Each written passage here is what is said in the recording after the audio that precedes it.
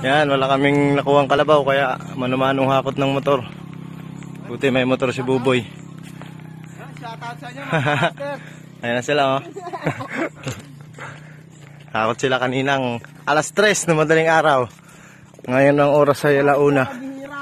Yan. Sinasakay na lang sa motor kasi yung mga kalabaw dito ay busy. Sila ay busy sa pag-aararo, nagkukupra.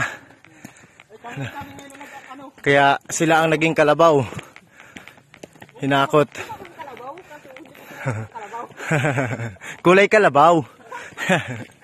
Yan, andun na sa baba yung ano, mga nahakot namin.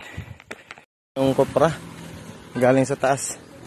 Madami siya kasi hindi masyado puno yung ano, hindi namin pinuno yung sako kasi motor lang yung pinanghakot. Ayan, no. Ayan na yung kopra. Dadala na namin yan dun sa Panganiban para maipatimbang. Panali. Sarabog yung gulong.